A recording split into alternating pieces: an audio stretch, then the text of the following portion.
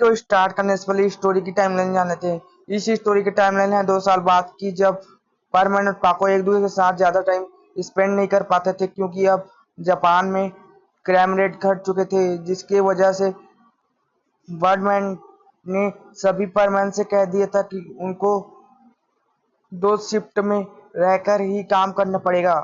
फिर Birdman Birdman की team से कहते हैं कि मैं तुम्हारी थोड़ी रिस्पॉन्सिबिलिटी घटा रहा हूँ क्योंकि अब जापान में क्राइम रेट घट चुकी है, इसलिए मैं तुम्हें 2 ग्रुप में अपॉइंट करने वाला हूँ ताकि तुम 2 शिफ्ट में काम कर सको। इसलिए बॉबी और पायोन तुम दिन में परमानेंट ड्यूटी किया करोगे और परमैन और पाको तुम दोनों अब से नाइट शिफ्ट में अपना परमानेंट ड्यूटी करोगे। परमैन वहां से चले जाते हैं। फिर हमें दिखाया जाता है इवनिंग का टाइम, जब पाको और परमानेंट ड्यूटी कर चुके होते हैं तो वो दोनों एक दूसरे के साथ टाइम स्पेंड कर ही रहे होते हैं कि वो दोनों को याद आता है कि अब 6 बज चुके हैं।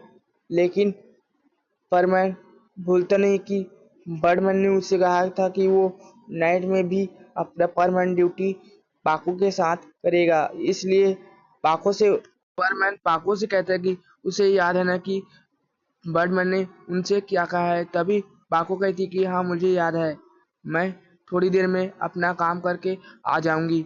को एक स्माइल करते हुए अपने मिसो को बाय कहते हुए चली जाती है। फिर हमें दिखाया जाता है के अपार्टमेंट जहाँ पाको अपना परमानेंट सेट निकालती है और सुमरे बन जाती है और अपने रोबोट से कहती है कि अब वो उसके साथ अपना मेमोरी एक्सचेंज करे ताकि उसे पता चल सके कि आज उसने क्या क्या किया है। दोनों आपस में एक दूसरे के मेमोरी एक्सचेंज करते हैं, जिसकी वजह से हमारी रोबोट सुमरे को भी पाको के साथ जो हुआ वो पता चल जाता है। सुमरे सुमरे से कहती कि ये तो ठीक ही हुआ ना कि बर्डमैन ने तुम्हें और परमैन को एक साथ नाइट शिफ्ट में अपना परमानेंट ड्यूटी करने को कहा है। सुमरे अपने रोबोट सुमरे से बोलती है कि तुम सही कह रही हो रोबोट, और तभी वो थोड़ी सी सैड हो जाती है और उसे सैड देखकर हमारी रोबोट होती है वो सुमरे से कहती कि अब तुम सैड क्यों हो।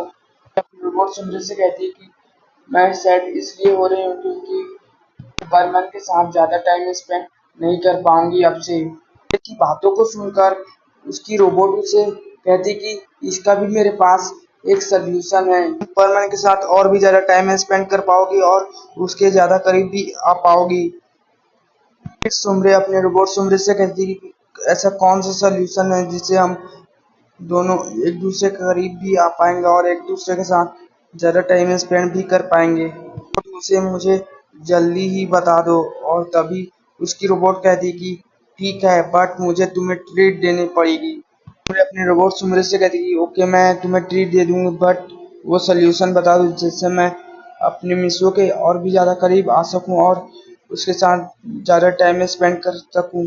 सुमरे सुमरे की प्रॉब्लम की सल्यूशन सुमरे को बता देती है और हमें अगले दिन का सीन दिखाया जाता है जहाँ पर स्कूल में प्रिंसिपल ऑफिस में दिखाया जाता है, जहाँ पर सुमरे और उसकी मैनेजर आई होती है और सुमरे की मैनेजर प्रिंसिपल से बात करके सुमरे की एडमिशन मिसो के स्कूल में करवा देती है। प्रिंसिपल सर सुमरे से कहते हैं कि आपका एडमिशन यहाँ पर हो चुका है, आप कल से ज्वाइन कर सकती हैं स्कूल। प्रिंसिपल की ये बात सुनकर सुमरे प्रिंसिपल से कहती कि क्या वो आज से ही अपना स्टडी करना स्टार्ट कर सकती है क्लासरूम में जाकर। तभी प्रिंसिपल उससे कहते कि आप चाहती है कि आप आज से ही अपना स्टडी स्टार्ट करें तो ठीक है, आप स्टडी आज से ही स्टार्ट कर सकते हैं, इसमें मुझसे कोई प्रॉब्लम नहीं है। और फिर वो एक प्यून को बुलाते हैं जो सुमरे को के क्लास को दिखा देते हैं और वो कहते हैं कि ये रहा आपका क्लास मैनेजर।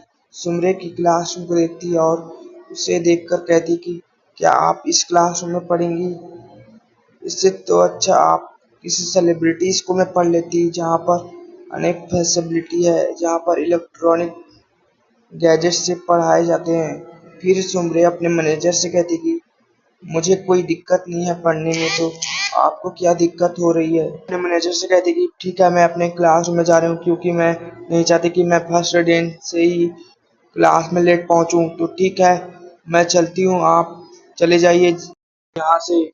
फिर सुमरे उससे कहती कि मैं आपसे स्कूल छुट्टी हो जाने के बाद मिलूंगी, अब मैं यहाँ से चलती हूँ।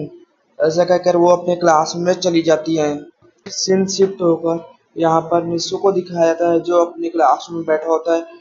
तभी वहाँ पर सुमरे की एंट्री हो जाती है और सुमरे की इंट्रोडक्शन सभी से करवाते हैं और फिर सुमरे से कहते हैं कि आप जहाँ पर जाकर बैठना चाहती है आप जाकर बैठ सकती है।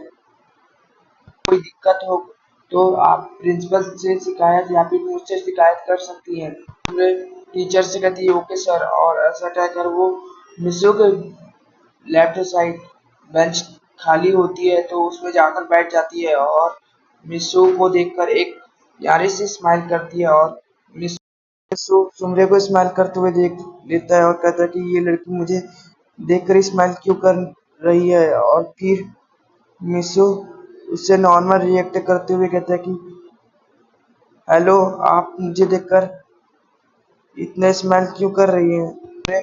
मिसू से कहती कि मैं तो हमेशा स्माइल ही करती रहती हूँ, आपको गलतफहमी हो गई होगी। मिसू उससे माफी मांगते हुए कहता कि ओह सॉरी, मुझे लगा कि आप मुझे ही देखकर स्माइल कर रही हैं।